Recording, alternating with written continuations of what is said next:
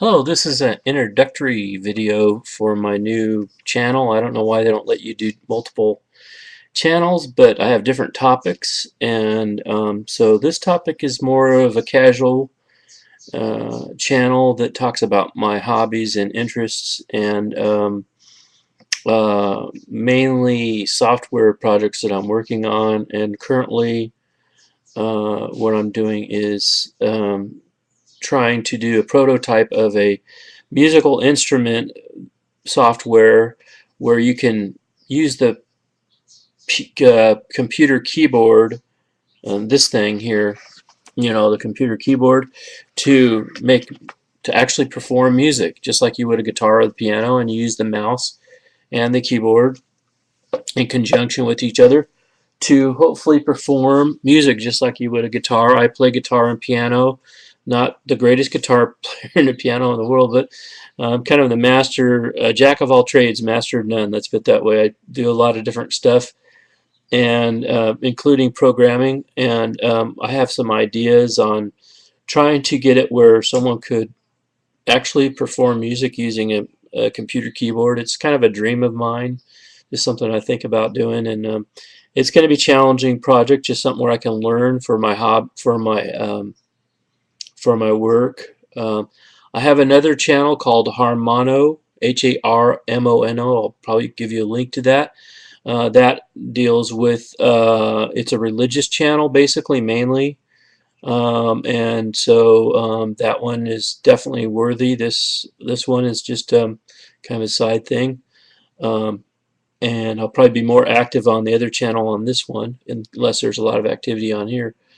But occasionally you'll see videos, so remember to subscribe. That's what the purposes of this is, to give people updates to my projects. If you're interested in making music, or you're a musician already interested in new concepts, or you want to experiment with music inputs, because part of the problem that uh, home studio musicians have is that they have all this equipment and they can't fit it all in their home studio, and it's very cumbersome and all that. And this would solve a problem of that, because you got your instrument right here. It's not taking up any extra space.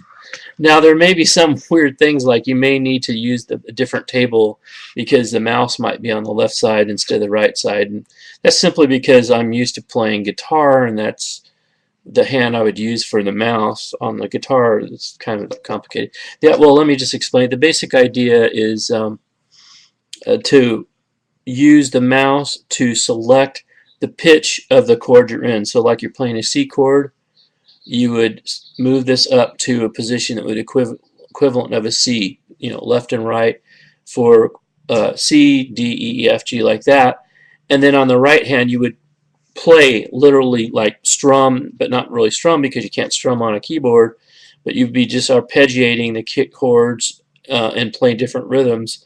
And you'd be able to change like major, minor chords, and possibly even with a little skill of moving the mouse up and down, and in conjunction with playing on the keyboard, you'd be able to actually make music.